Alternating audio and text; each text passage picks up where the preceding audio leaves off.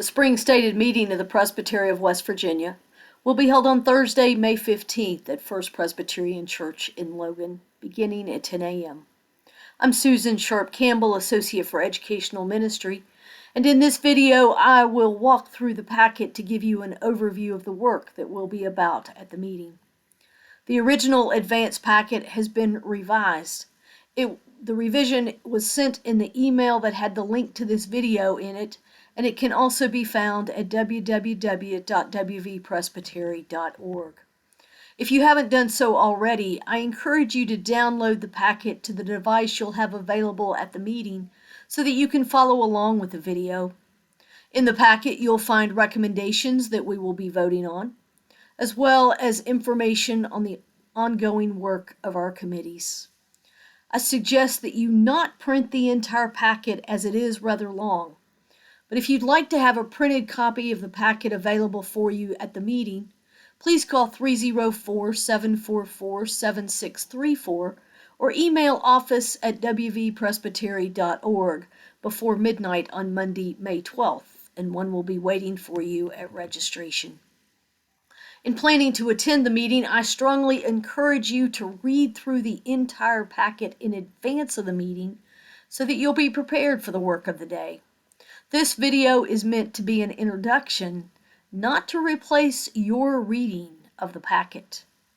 As you read through it, though, I encourage you to not decide at that time how you will vote. For we believe that as we gather in councils of the church, such as this presbytery meeting, the Spirit of God is present with us, guiding us together to discern where God is leading us. So please come informed, but also with a heart and mind open to the leading of the Spirit as we discuss and decide the business before us. As you look at the packet, you'll note it's divided into 3 sections: the docket with agenda and reports, the worship bulletin, and flyers about upcoming events in the presbytery. You'll see an asterisk which indicates orders of the day by several items. Each of these items will be taken up at the time indicated. On the 15th, plan to arrive at the church between 9 and 10 a.m. so you have time to check in, pay for lunch, enjoy a time of fellowship and refreshments, claim a pew in the sanctuary, and drop off your mission items to support the mission of First Presbyterian Church Logan. They have asked that we bring personal hygiene items like bar soap, shampoo, body wash, toothpaste, and feminine hygiene products for their blessing box. Plan to turn in what you have when you check in and pick up your name tag. At 10 a.m., John Bolt, the Presbytery moderator-elect, will call the meeting to order and open with prayer. Jim Musgrave, commissioned pastor at First Logan, will bring greetings from the church and share important information. We will then take up the opening business of the presbytery. This will include the recognition of ruling elders attending a presbytery meeting for the first time as a commissioner from their session, the statement of the presence of a quorum, which is 15% of minister members, or 16, and 15% of churches represented by a ruling elder, or 18, and approval of the docket, which can be found on pages 2 and 3 of the advance packet. Next, we will vote on the consent agenda, which include items those planning the meeting identified as not likely to generate discussion. However, if anyone wants to discuss an item on the consent agenda, they simply need to ask that it be removed, and then it will be discussed later in the meeting. Items on the consent agenda for this meeting are the approval of requests for excused absences, and the approval that the offering received as part of worship be given to the West Virginia Coalition to End Homelessness, the work of which will be highlighted during the educational focus. The moderator-elect will then appoint temporary clerks who will pass out any materials to be distributed during the meeting and will count any votes other than voice votes. Members of the leadership team who are present will be appointed to serve as the Committee on Bills and Overtures. They will then take up any new business introduced before the lunch break and given in writing to the stated clerk. At the end of the meeting, they will report on any new business. Each meeting of the presbytery has an educational focus in the morning. At this meeting, Ashley Hawkins, Director of Community Relations for the West Virginia Coalition to End Homelessness, will be sharing information about the coalition's work. Following the educational focus, there'll be a time of announcements before we move into worship. You'll find the worship bulletin following page 76. As part of worship, we will be celebrating the sacrament of the Lord's Supper with all gluten-free bread. At the end of the bulletin, you'll find information on how to contribute to the offering other than putting it in the offering plate as it's passed. Any check should be made out to the Presbytery with May Presbytery meeting on the memo line. You'll also find information identifying the worship leaders and resources used for worship. Following worship, we'll break for lunch. If you have an item of new business, please be sure that the stated clerk has this prior to lunch. After lunch, we will be called back to order with prayer by the moderator-elect before we resume our work. The first report after lunch will be that of Maureen Wright as stated clerk. You'll find her report on page 4. There you'll find information about correspondence she's received since the last Presbytery meeting. It's reported here so that it will be included in the permanent record of the Presbytery. The recommendation to approve requests for excused absences will likely have been approved as part of the consent agenda. On page 5, you'll find the statistical report of the Presbytery, which is based on the statistical report submitted by Sessions for 2024. If Sessions did not report for 2024, data was used from their last submitted report. On page 6 of the advance packet, you'll find the procedural matters that guide us as we meet together. Section A lifts up principles of parliamentary law, which include courtesy to all, one item at a time, majority rule, respect the rights of the minority, justice for all and partiality for none. These are all ways to show respect for one another as we seek to discern where God is leading us and we make decisions. In general, they lay out for us how we work and play well with others as we gather in this community. As items are discussed, pro and con speakers will alternate, with individuals being asked to identify their position. When one person has spoken on a pending question, all others wishing to speak will be heard before that person can speak a second time.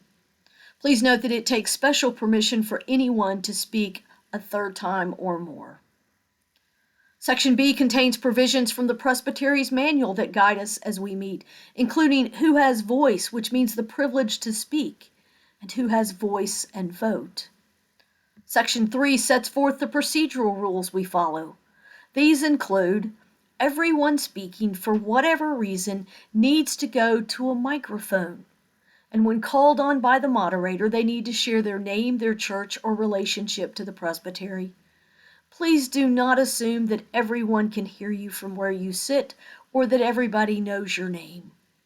Here you will find that the limitation for debating any motion is 30 minutes per main motion, with each speaker limited to 3 minutes per speech, although this must be approved by 2/3 of those voting on the 15th. As you read the packet, if you see an item you feel called to speak to, I'd encourage you to write out your remarks so you can stay focused and use your time wisely. Finally, on page 7, you'll find information on motion basics as we follow Robert's Rules of Order's parliamentary procedure. Maureen will then report as the transitional general presbyter. The remaining reports are provided by the leadership team and presbytery committees. Several things to note as you read through these reports are that most contain 2 parts: recommendations to be acted on by the presbytery, and information about the work of the committee. Please note that when recommendations are made by a committee, they do not require a second. The leadership team report can be found on pages 8 and 9. Their first recommendation has to do with the recommendation based on the Bluestone Working Group's plan for the future of Presbytery's relationship with Bluestone Conference Center, Inc. You will find that report on pages 10 through 26. Also included here on pages 27 to 52 is the report from River Run Consultants who worked with the working group as they developed the proposed plan. The second recommendation is for another member of the Transitional Nominating Committee. The leadership team serves as the nominating committee for members of the Presbytery's nominating committee so that members of the nominating committee don't nominate themselves. As with all nominations, there will be an opportunity for people to be nominated from the floor. However, anyone who is nominated from the floor must have agreed in advance to serve if elected. In the information of the leadership team report, you'll find that they continue to work on implementing the new structure and staffing pattern for the Presbytery and anticipate that new committees will begin their work in early 2026. They are also working toward the incorporation of the Presbytery. The report of the Stewardship Committee can be found on pages 53 to 65. The focus of their report will be the financial situation of the Presbytery, which Chris Alfred, Financial Administrator and Treasurer, will present. Information included here is the statement of financial position and budget versus actual expenditures as of the end of March. These pages are followed by benevolence pledges and giving and per capita by congregation. Next is benevolence disbursements for the first quarter of 2025. The final report is for Bluestone Conference Center. Next up will be good news from the pews. This is an opportunity for ruling elder commissioners to share good things that are happening in their congregation in the hope that other congregations might get some ideas. This is a great time to share mission and ministry your congregation is doing within and outside its walls if you are the ruling elder commissioner. Please note that this is not meant to be a time to announce upcoming events. The Committee on Ministry report can be found on pages 66 through 69. At the request of First United Presbyterian Church of Ravenswood and Point Pleasant Presbyterian Church, who have asked to merge, the first recommendation is to appoint an administrative commission, which is empowered to consider and conclude matters referred to it, to work with the churches to accomplish this. The details and scope of the work of the commission is outlined here. The committee's second and third recommendation are to dissolve Beulah Humble Presbyterian Church at their request, with the presbytery's claim to all future property of the church. The information section lifts up their work in approving moderators, liaisons, and mentors. Pastor compensation reports, commission pastor covenant renewals, lay pastor covenants, and a temporary supply covenant. Match in terms of call for a pastor and congregation, ordination and installation commission for a minister of word and sacrament.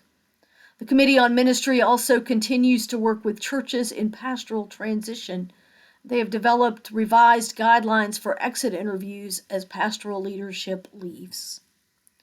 The report of the trustees can be found on page 70. They are recommending that the Presbytery deed the property of Beulah Humble Presbyterian Church to Beulah Hill Community Church. In the information section, you'll find that the sale of the dissolved Ruffner Memorial Church has been completed and the distribution of the assets identified. The report of the Vocations Committee can be found on page 71. Their report contains information and updates on their work with inquirers and candidates, those who have recently completed the ALP-CP preparation program, and those who wish to preside at communion in their congregations of membership. Revisions have been made to the Authorized Lay Preacher Commission Pastor Preparation Program overview/description. Please note that the committee is planning to begin a new Authorized Lay Preacher Commission Pastor Preparation Program in September if there's enough interest. You'll find a flyer at the end of the packet with information about and a registration form for Presby Prep, the first year of the program. Finally, as part of their report, Ken Tolley, whom the committee approved as a candidate for ordered ministry as a minister of word and sacrament, will be sharing on the areas listed in the report. Other Presbytery committees have only written reports for this meeting. The Bluestone Committee report can be found on page 72. In it, you'll find information on recent events, projects and maintenance, as well as summer camp. If you have youth or children in your congregation who are interested in attending camp this summer but have not registered, Please encourage them to do so as soon as possible. The Fall Getaway Retreat and Intergenerational event will be held October 3 through 5. The Mission Committee report can be found on page 73. Their only recommendation about the offering during this meeting will most likely have been approved early in the meeting as part of the consent agenda. The information section of their report lifts up hunger and mission grants the committee has available for congregations. There is also offering information here is the specific recipients of the February offering. The Nurture Committee report can be found on page 74. It contains information about changes to the services of the Resource Center, about youth ministry events and opportunities offered by the committee, and recent events for adults. Though it's not mentioned in the report, on Saturday, October 18th, the final 2025 Expanding Your Ministry Toolbox course, Preaching the Bible for Our Times with Caroline Lewis, will be held in Charleston. You'll find complete information in a flyer at the back of the packet. The Relations Committee report can be found on page 75. They are in the process of completing their work of reaching out to all the churches in the Presbytery that aren't already in conversation with the Committee on Ministry. They hope to do so by the end of June. Please respond if they leave you a message or an email. You'll also find here information on cluster support grants for collaboration between congregations in our presbytery and the grant that was recently awarded for Guns to Gardens, West Virginia. At the end of the committee reports, any new business that was submitted to the stated clerk prior to lunch will be considered. Following that, or if there is no new business, the moderator will adjourn the meeting with prayer. Continuing through the advance packet. As mentioned earlier, the worship bulletin is following page 76. And then there's the final section that contains flyers on upcoming events and activities in the presbytery. Here you'll find information for Presby Prep and Preaching the Bible for these times. Once the meeting is over, please remember that your work is not yet done. First, on page 76, you'll find an evaluation form. This will also be sent to you by email following the meeting.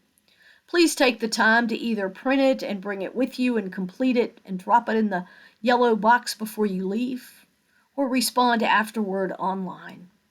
As I hope you noted in the leadership team report, they take your comments seriously as they make plans for future meetings.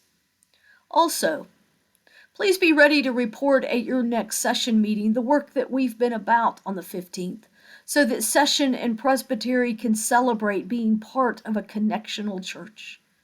Please share the flyers with any in your congregation who might be interested.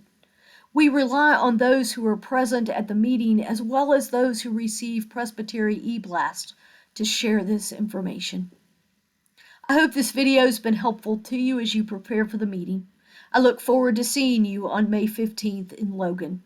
In the meantime, if you have any questions, please feel free to contact me at Susan_Sharp_Campbell@hotmail.com.